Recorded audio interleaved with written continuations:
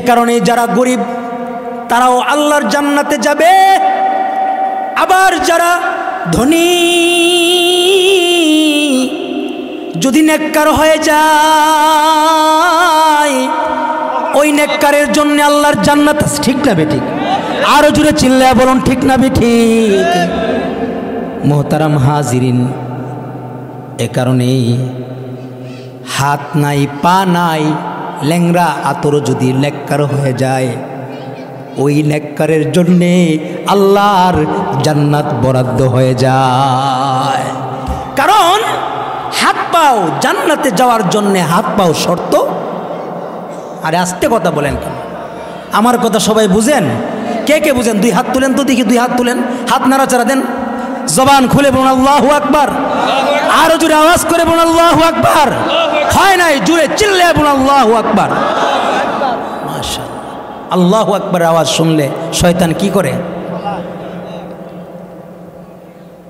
মোহতারাম হাজিরিন, আল্লাহ পাকের জান্নাতে যাওয়ার জন্য হাত পাও আস্তে কোন গেলে জুলে বলেন। এ কারণেই বহু হাত পা ছাড়া আতর লুলা কানা অন্ধ এমন আছে আল্লাহ পাকের জান্নাতে যাবে। কারণ জান্নাতে যাওয়ার জন্য শর্ত হলো একটা, সেটা হলো ঈমানওয়ালা হইতে হবে। আস্তে বলেন, সবাই জোরে চিল্লায় বলেন, জোরে চিল্লায় বলেন। শর্ত হলো একটা। শর্ত কয়টা? সেটা হলো ঈমান। এই ভাই, ঈমানটা যদি আপনার ভালো রয় ওই ঈমানের মাধ্যমে আল্লাহর জান্নাতে যাবেন। আর ঈমানটা যদি দুর্বল হয়ে যায়, ঈমানটা যদি গুনাহ দ্বারা যদি, এই যুবক, এই পর্দার আড়ালের মা বোনেরা, এই ছাত্র ভাইয়েরা, বুড়া বাবারা, ঈমান বড় দামি দৌলত। তোমার আমার কপাল ভালো, জন্মসূত্রে তুমি আমি ঈমানের মতো দৌলত আল্লাহ তাআলা দিয়েছেন। তোমার আমার বাবা মুসলমান, তোমার আমার মা মুসলমান, তোমার আমার দাদা দাদি মুসলমান, তোমার আমার নানা নানি মুসলমান। মুসলমান মা বাবার ঔরসে আসমানের মালিক আল্লাহ আমাকে তোমাকে জন্ম দিয়েছেন। আল্লাহ পাক রব্বুল আলামিন বলেন, বান্দারে দুনিয়ার ভিতরে দুনিয়ার ক্ষতি বড় ক্ষতি নয়, দুনিয়ার ব্যবসার ক্ষতি বড় ক্ষতি নয়, বান্দার জীবনে ঈমানের ক্ষতি সবচাইতে বড় ক্ষতি। ঈমানের ক্ষতি সবচাইতে বড়। সবাই বলেন সবচাইতে বড়। ঈমানদারের তো কোনো টেনশনই নাই, বলেছেন কে? এই ভাই, ঈমানদারের কোনো কি নাই বলেছেন কে? আমাদের মালিক কে? হয় নাই জুড়ে চিল্লায় বলেন কে? সবাই মিলে একটু জোরে ডাক দেন ইয়া আল্লাহ। আরো জোরে করে ডাক দেন ইয়া আল্লাহ। আরো জোরে করে ডাক দেন ইয়া আল্লাহ। আল্লাহর দেওয়া জবান দিয়ে পড়ুন আল্লাহু আকবার। আরো জোরে করে বলুন আল্লাহু আকবার। আরো জোরে করে বলুন আল্লাহু আকবার। আল্লাহর দেওয়া জবান দিয়ে পড়ুন সুবহানাল্লাহ। আরো জোরে করে পড়ুন সুবহানাল্লাহ। এই যে আমরা মালিকের ডাকলাম,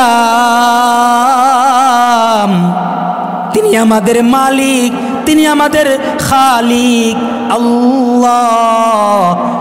আল্লাহ তাআলা বলেন, ওয়ালা তাহিনু ওয়ালা তাহজানু ওয়া আনতুমুল আ'লাউনা ইন কুনতুম মুমিনিন। আল্লাহু আকবার বলেন। আল্লাহ পাক বলতেছেন, ওয়ালা তাহিনু ওয়ালা তাহজানু। এই ঈমানওয়ালা, এই ঈমানদার বান্দা বান্দিরা, তোমাদের কোনো ভয় নাই, তোমাদের কোনো টেনশন নাই, তোমাদের কোনো টেনশন নাই, তোমাদের কোনো চিন্তা নাই। ওয়ালা তাহিনু ওয়ালা তাহজানু ওয়া আনতুমুল আ'লাউন ওয়া আনতুমুল আ'লাউনা ইন কুনতুম মুমিনিন। তোমাদের কোনো ভয় টেনশন নাই যদি তোমরা দৌলতে ঈমানের রঙে যদি তোমরা রঙ্গিত থাকো। কিসের রঙে রঙ্গিত থাকবা? আরো আসতে বলেন কিসের রঙে? আরো জোরে চিল্লায় বলেন কিসের রঙে? এই ভাই, মুসলমানের সন্তান, মুসলমানের ঘর আজকে আর সেই ঈমানের রঙে রঙ্গিত দেখা যায় না। মুসলমানের ঘরগুলি এখন গুনাহের রাজ্যে বসবাস। আজকে মুসলমানের ঘরে গেলে ইমানদারের ঘর বোঝা যায় না। মুসলমানের সন্তানগুলির দিকে তাকাইলে, মুসলমানের সন্তানের দিকে তাকাইলে মুসলমানের সন্তান বোঝা যায় না। কারণ মুসলমানিত্ব আমাদের কাছ থেকে হারায় যাইতেছে। ঠিক না বেঠিক? আরো জোরে চিল্লায় বলুন ঠিক না বেঠিক? মুসলমানিত্ব আমাদের কাছ থেকে হারাইতেছে। বলে কেমনে হারাইতেছে? আজকে আমাদের সন্তানগুলি কোরআনের তেলাওয়াত জানে না, কিন্তু হিন্দি গান গাইতে জানে। আজকে আমার সন্তানগুলি নবীর নাম জানে না, কিন্তু নায়ক নায়িকার নাম জানে। আমার বিবিরা আজকে, আমার মা বোনেরা আজকে স্টার জলসার নায়ক নায়িকার গায়ক গায়িকার নাম জানে, কিন্তু বিবি আসিয়া আর বিবি ফাতেমার খবর তারা জানে না। ঠিক না বেটি? যদি জানতো এই ভাই, আখির নবীর উম্মত হয়া, এই মা, এই পর্দার আড়ালের মা বোনেরা, উম্মতে মুহাম্মদীর সন্তান হয়া তোমরা ওই যে নায়ক নায়িকা আর বিজাতিদের ফ্যাশন তোমরা ধরতে পারতা না। হযরত খাদিজার ফ্যাশন ধরতা, হযরত ফাতেমা, ওই যে বিবি আসিয়া ইমানের জন্যে কত কুরবানি করেছেন, তাদের রং তোমাদের ভিতরে ঢুকতো। এই যুবক, তোমার ভিতরে যদি দিন ধর্ম থাকতো তাইলে সিরা হাফ প্যান্ট পয়রা তুমি রাস্তায় ঘুরতা না। আজকে বিজাতিদের ফ্যাশন তোমাদের ভিতরে ঢুকছে। আজকে বিজাতিরা তোমার আমার হাতে মোবাইল দিছে না, আস্তা একটা গুনাহের যন্ত্র দিছে। আরে ভাই, মোবাইল তো দেয় নাই, লাভ হইতেছে 10%, ক্ষতি হইতেছে আমার আপনার সন্তানের 90%।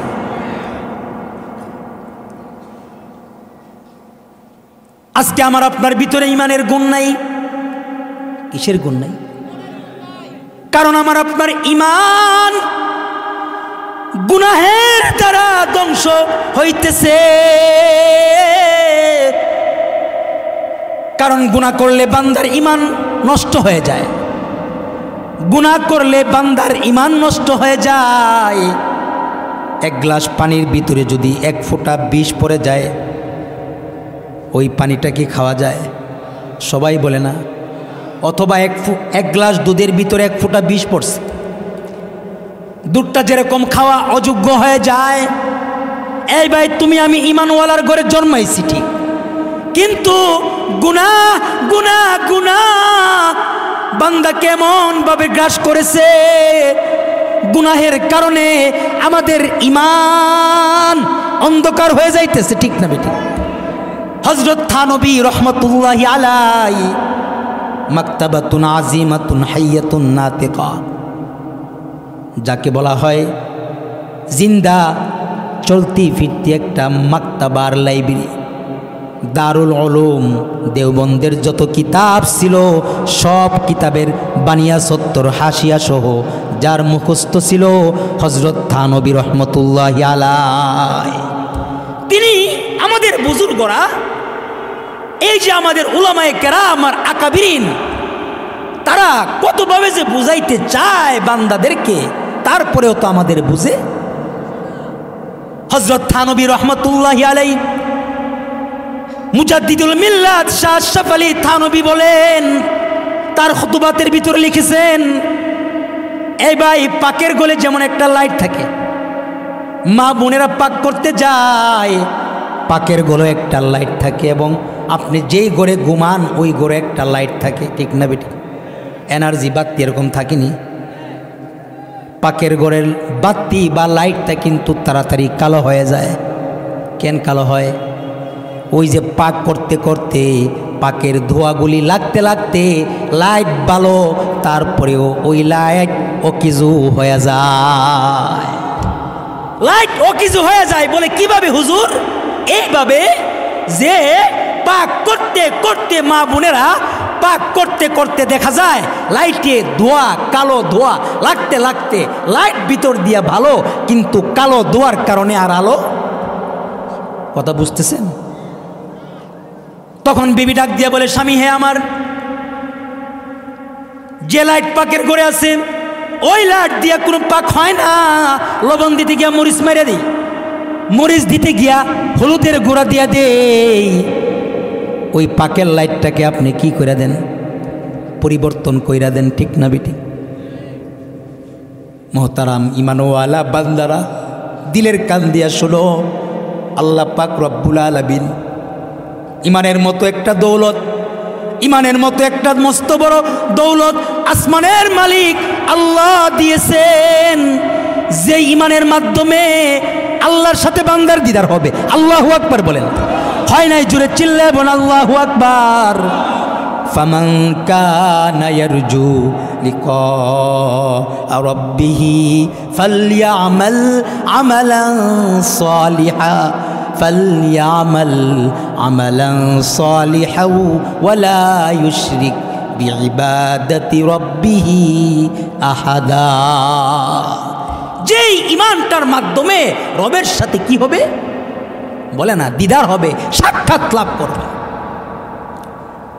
হযরত থানবী রহমাতুল্লাহি আলাইহি বলেন, এই বাবা, এই ভাই যুবক, পায়ে হাত দিয়ে বলি, এই পর্দার আড়ালের মা বোনেরা, দিলের কান দিয়া শোনো।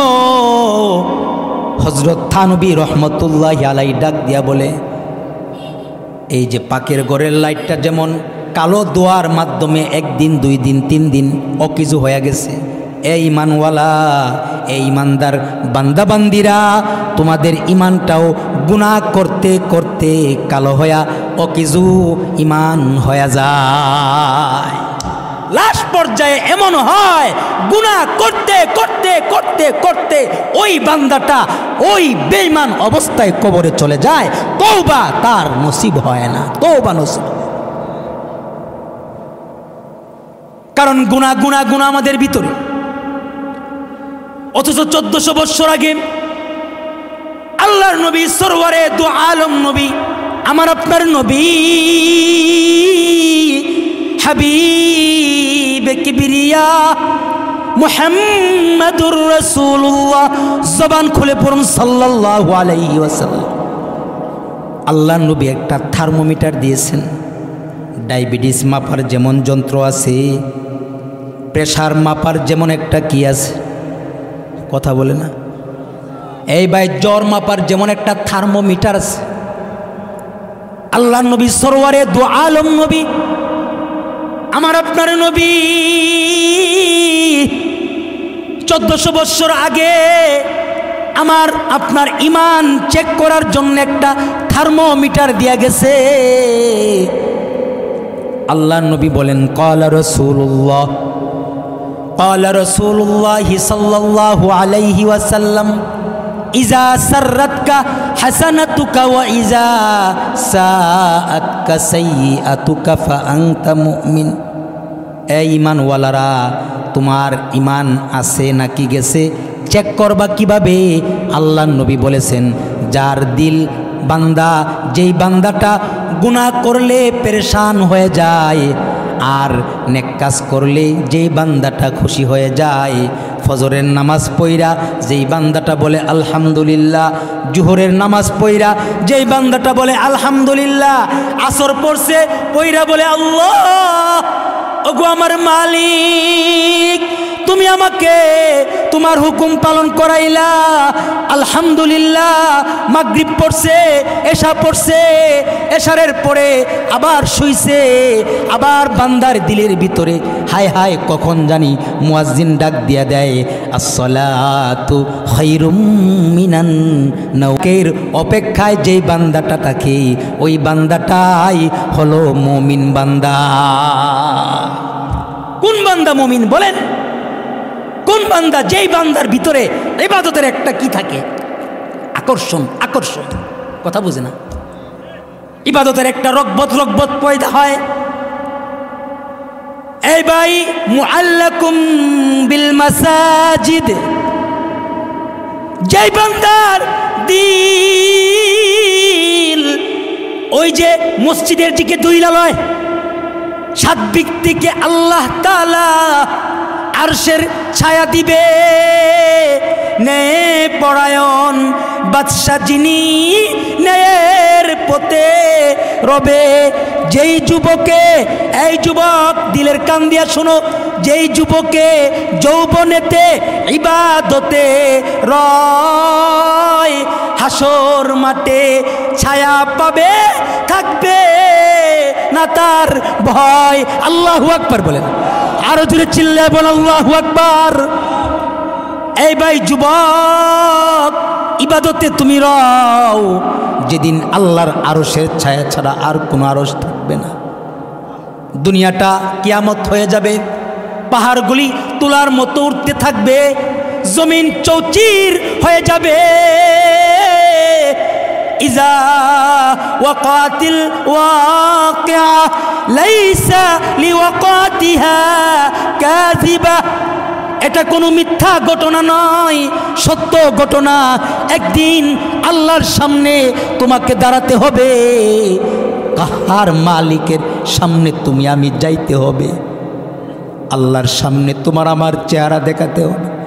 कोई हम सब मुसाफिर है, कोई आखिर ठिकाना। कोई हम सब मुसाफिर है, कोई आखिर ठिकाना। कोई आगे रवाना है, कोई पीछे रवाना। ए भाई, केउ आगे केउ बा पड़े, एक दिन ना एक दिन আজরাইল তোমার আমার জান কবজ করবে, ঠিক না বেটি? মরণ থেকে যতই পালাও মরণ তোমায় লইবে গিরি। মরণ থেকে যতই পালাও মরণ তোমায় লইবে গিরি। যদিও সুদূর আকাশ পানে পালাও সেটাই লাগাই সিঁড়ি। আইনামা তাকুনু ইউদরিকুমুল মাউত ওয়ালাউ কুনতুম ফি বুরুজিম মুশাইয়াদা। মরণ থেকে বাঁচানোর কোনো উপায়, আরো আসতে বলুন, কোনো উপায়? মরণ থেকে বাঁচার কোনো উপায় নাই। আল্লাহর সামনে দাঁড়াতে হবে। আরে কেউ কারো হবে না। ইয়াউমা ইয়াফিরুল মারউ মিন আখিহি ওয়া উম্মিহি ওয়া আবিহি ওয়া সাহিবাতিহি ওয়া বানিহি। কেউ কারো হবে না। সন্তান তার বাবাকে চিনবে না, বাবা তার সন্তানকে চিনবে না, বিবি তার স্বামীকে চিনবে না, স্বামী তার স্ত্রীকেও চিনবে না। আল্লাহ তাআলা তোমার আমার বিচার করবে।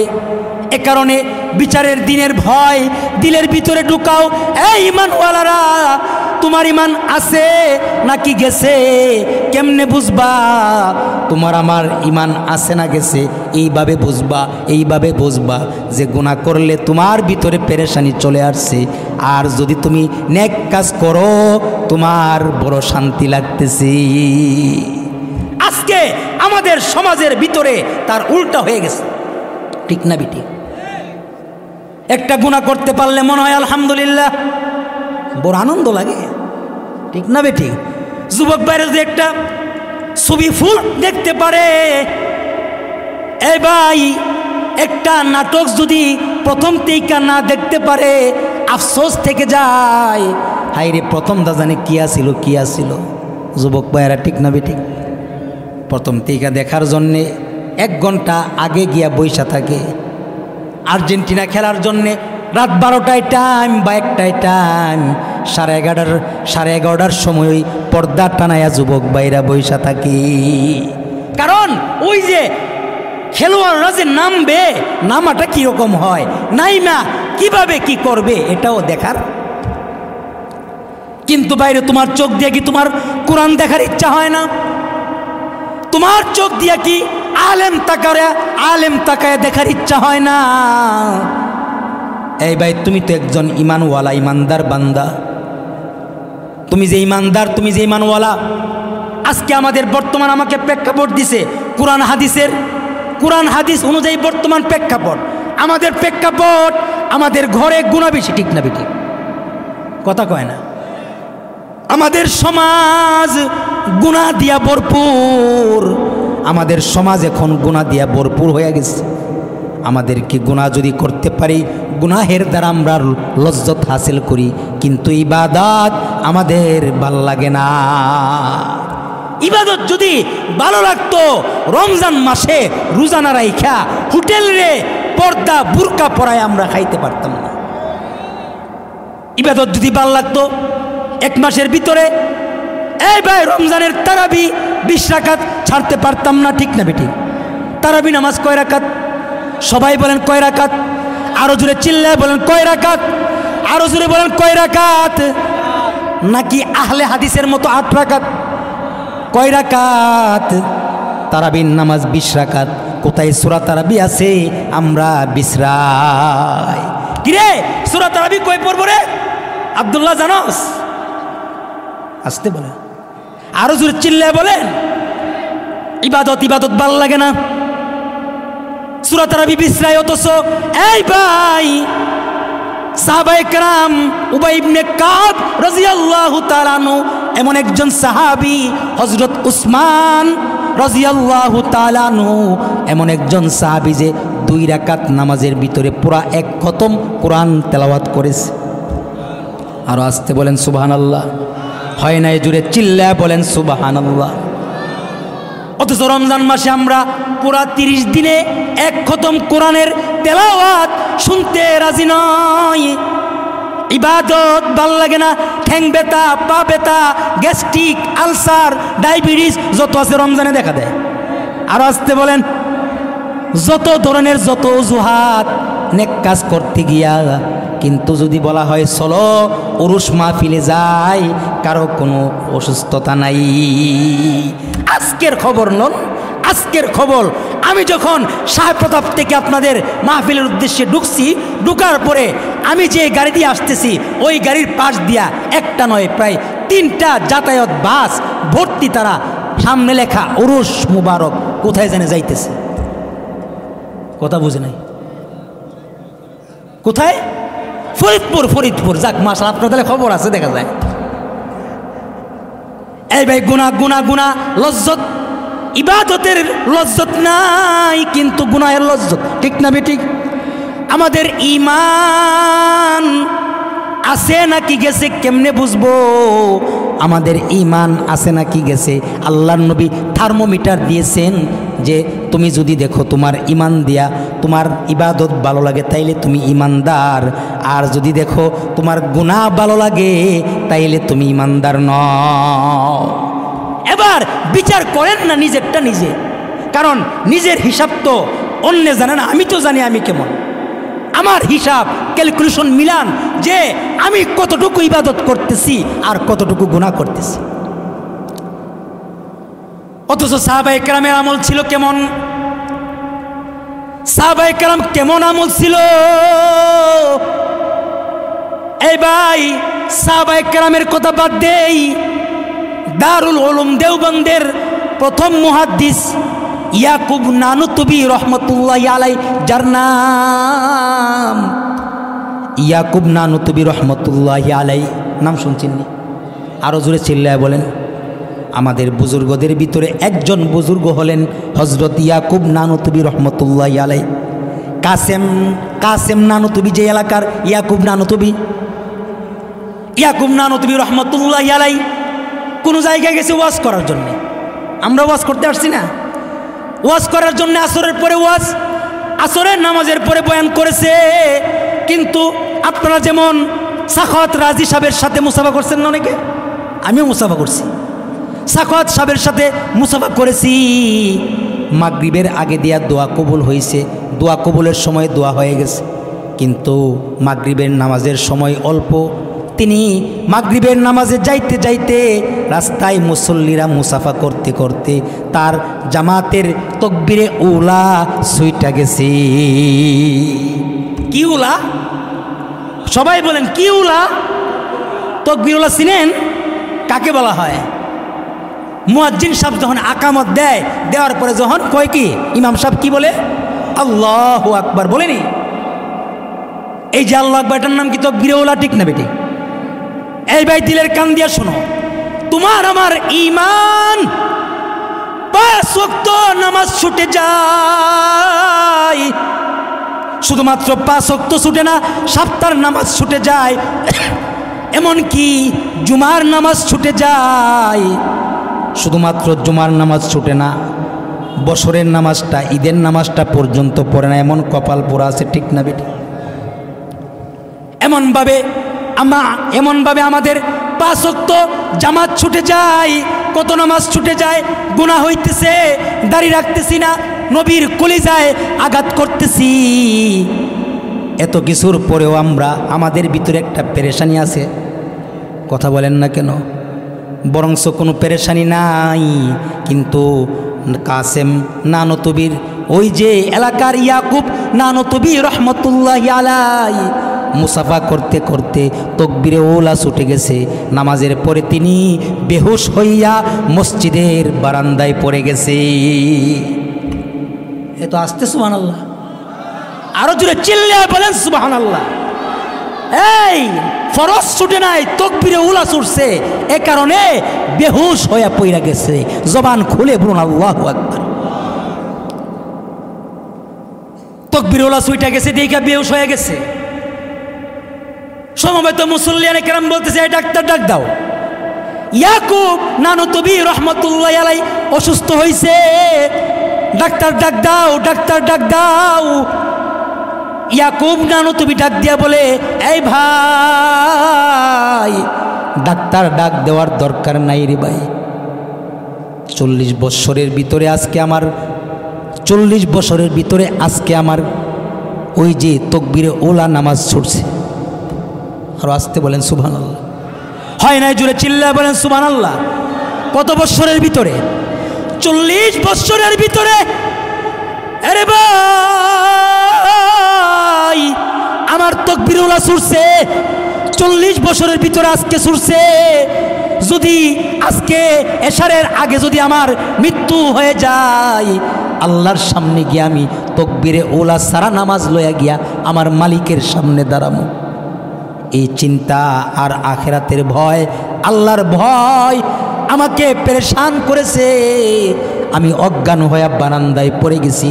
ডাক্তার লাগবে না, ডাক্তার ডাক দিতে হবে না, এশারের জামাতটা তকবীরে ওলার সাথে পড়তে দাও। ইয়াকুব নানতুবি রহমতুল্লাহি আলাইহি একাকী সুস্থ হয়ে যাবে। এই ইবাদত ছুটে গেলে রোগ হইতো, রোগ। ইবাদত ছুটে গেলে এমনভাবে পেরেশান হয়ে যাইতো, আর যদি গুনাহ হয়ে যাইতো তাইলে মসজিদের খুঁটির সাথে নিজেকে নিজে বাঁধে দিত। সুবহানাল্লাহ বলতেন। সুবহানাল্লাহ। আরে ভাই, ইয়াকুব নানতুবির কথা কি বলবো? তোমার আমার ইমাম, ইমামুদ্দুনিয়া, ইমামে আজম আবু হানিফা রহমতুল্লাহি আলাইহি নাম শুনছেন নি সবাই? আর আসতে কয় কে? তোমার আমার ইমাম। এই যুবকরা জানো তোমার আমার ইমামকে? আমাদের যুবকরা, আমাদের বাচ্চারা আজকে আমাদের ইমামের নামটাও জানে না। ওই যে সাখাওয়াত সাহেব বইলা গেছে, নরসিংদী চিনে না, যেভাবে কয় সেভাবে যায়। আমি আপনি আমাদের ইমাম চিনি না, আমি আপনি আমার নবী চিনি না, তাই বইলা নাস্তিকরা আজকে আমাদেরকে কানো দইরা ঘুরায়। আরো আস্তে কইরা কোন আহলে হাদিসরা আমাদেরকে কানে দইরা ঘুরায়, সাবধান সাবধান, তোমাদের ছেলে মেয়েদেরকে দিনদার বানাও, দিনী শিক্ষায় তোমরা শিক্ষিত করো। জজ বানাও, ব্রিগেডিয়ার বানাও, অফিসার বানাও, যাই বানাও না কেন, তোমার সন্তানকে দিন শিখায় তুমি বানাও। কারণ ধর্মীয় শিক্ষা ছাড়া ধার্মিক আসতে কোনকে? আরে ভাই জোরে বলেন না কেন? ধর্মীয় শিক্ষা ছাড়া ধার্মিক?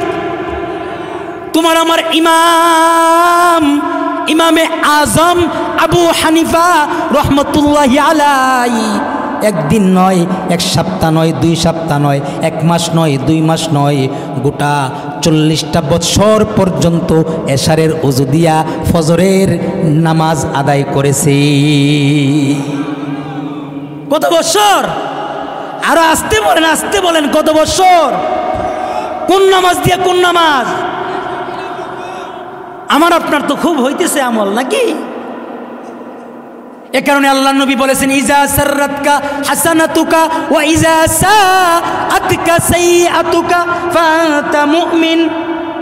এই ভাই, যার নেক কাজের খুশি আছে আর গুনাহের পেরেশানি আছে, সে হলো ইমানদার। ঠিক না বেঠিক? এ কারণে ইমান যদি পরিপূর্ণ করতে হয়, তাইলে তুমি নেক কাজের খুশি তোমার ভিতরে থাকবে আর গুনাহের পেরেশানি তোমার ভিতরে থাকবে।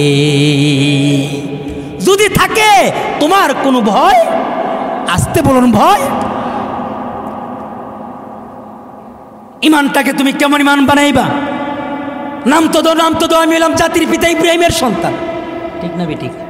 আমাদের জাতির পিতাকে সবাই বলতে হবে, সবাই জোরে জোরে বলতে হবে।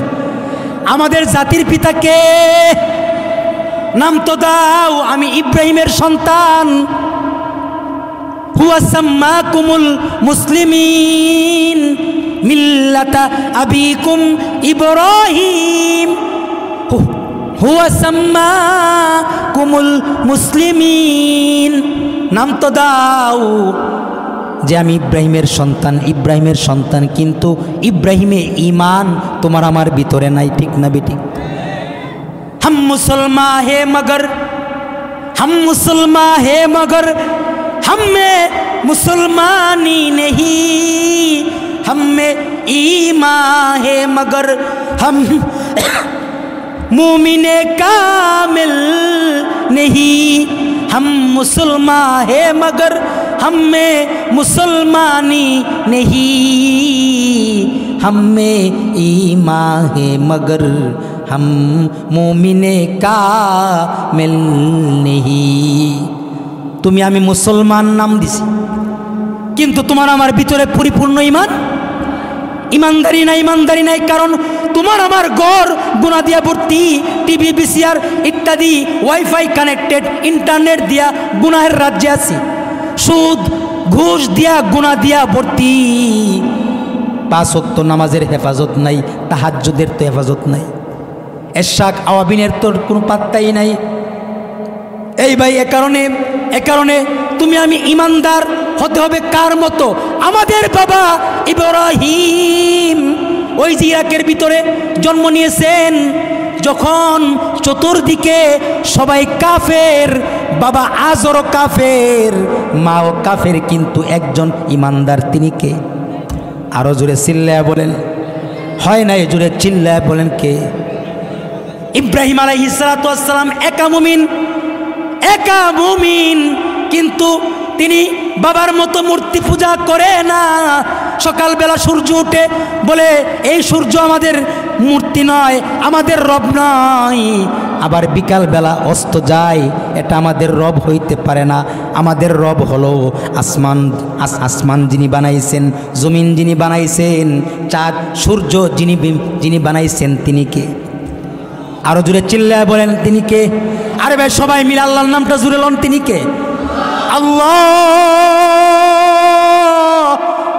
হযরত ইব্রাহিম बोले उसे माना तू जाता है उसे माना तू जाता है मगर देखा नहीं जाता मुसल्लम लन तरानी है बस्ते दिला ली कुरानी হযরত ইব্রাহিম বলে ওই আল্লাহকে মানা যায় দেখা যায় না দেখা যায় না তিনি হলেন আল্লাহ আমি কোনো মূর্তি পূজারী নই আল্লাহ ইন্নী ওয়াজ্জাহতু ওয়াজহিয়া লিল্লাযী ফাতারাস সামাওয়াতি ওয়াল আরদা হানিফাও ওয়া মা আনা মিনাল মুশরিকিন হযরত ইব্রাহিম আল্লাহর উপরে ঈমান আনছে নমরুদ তাকে আগুনে ফালাইছে কিন্তু নমরুদের আগুন তাকে জ্বালাইতে পারে নাই আর আস্তে সুবহানাল্লাহ নমরুদে আগুনে ফালাইছে অগ্নিকুণ্ডলিতে ফালাইছে কিন্তু আগুন কি করছে ফুরাইছে কারণ আগুন কার হুকুমে চলে আরো জোরে বলেন কার হুকুমে আল্লাহ পাক রব্বুল আলামিন বলে দিয়েছেন হে আগুন কুলনা ইয়া নারুকুনি বারদাও ওয়া সালামান আলা ইব্রাহিম হে আগুন সাবধান সাবধান আমার হাবিবের একটা পশম পর্যন্ত তুমি ফুরায়ও না আমার খলিলের একটা পশম ফুরায়ও না আগুন হযরত ইব্রাহিমকে জ্বালায় নাই এ কারণেই ডক্টর ইকবাল বলে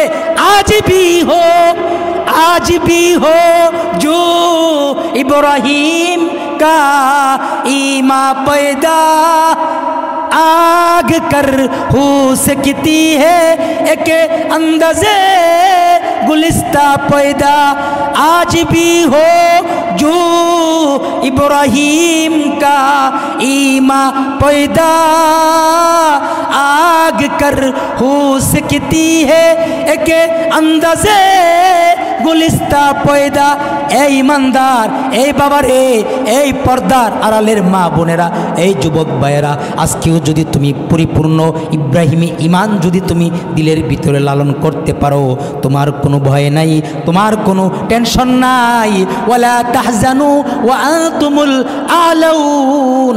আনতুমুল আলাউনা ইন কুনতুম মুমিনিন বিজয়ের পতাকা দিব তোমাদের হাতে আমি আল্লাহ বিজয়ের পতাকা কে দিবেন ঈমানের কারণে দিবেন কিসের কারণে সবাই বলেন কিসের কারণে বিজয়ের পতাকা কিসের কারণে দিবেন আরো জোরে বলেন কিসের কারণে ঈমানের কারণে ওই যে 313 জন সাহাবী বদরের যুদ্ধের ভিতরে বিজয় দান দিয়েছেন ঠিক না বেঠিক জোরে বলুন 313 জন সাহাবীকে বদরের প্রান্তে বিজয় দিয়েছেন কে তারা কোনো সৈন্যবল আর অস্ত্রে সহ্যের শক্তিতে আল্লাহ তাআলা বিজয় দেয় নাই আল্লাহ তাআলা তাদেরকে বিজয় দিয়েছেন তাদের ঈমানের কারণে আসতে বলেন ঠিক আরো জোরে চিল্লিয়ে বলেন ঠিক না এই কারণে মুহতারাম হাজিরিন ঈমানটাকে হেফাজত করো এই ভাই ঈমানের শত্রু জায়গায় জায়গায় আছে ঠিক না বেঠিক এই মুমিন ঈমানকে চুরি করার ঈমান চোর নাস্তিক মুরতাদ জায়গায় জায়গায় আছে ঈমান চোর থেকে যদি তোমাদের ঈমানকে যদি বাঁচাইতে হয় কওমি মাদ্রাসা লাগবে নি এই মাদ্রাসাগুলির ভিতরে কি শেখানো হয় ঈমান শেখানো হয় সবাই বলেন কি শেখানো হয় মাদ্রাসার ভিতরে ঈমান শেখানো হয় মাদ্রাসার ভিতরে ঈমান শেখানো হয় মাদ্রাসার ভিতরে আল্লাহকে চিনানো হয় মাদ্রাসার ভিতরে নবীকে চিনানো হয় এ কারণেই নাস্তিক মুরতাদেরা এই মাদ্রাসা বন্ধ করতে চায় উলামায়ে কেরাম থেকে তোমাদেরকে দূরে সরানোর জন্য এই নাস্তিক মুরতাদরা উলামায়ে কেরাম থেকে দূরে সরানোর জন্য আলেমদেরকে জেলের ভিতরে ভরতেছে উলামায়ে কেরামকে জেলের ভিতরে ভরলে উলামায়ে কেরামকে জেলের ভিতরে ভরতে পারবা কিন্তু বাংলার জমিনে 95% মুসলমানের দেশ বাংলাদেশের ভিতরে ঈমান চোরের জায়গা এই জমিনে দেওয়া হবে না ঠিক না বেঠিক জোরে বলো নারে তাকবীর আই বিশা হুজুর এগিয়ে যান নারে তাকবীর। মুহতারাম হাজির, আমি বলতেছিলাম এ কারণে ইমানকে যদি হেফাজত করতে হয় মাদ্রাসার দরকার আছে না?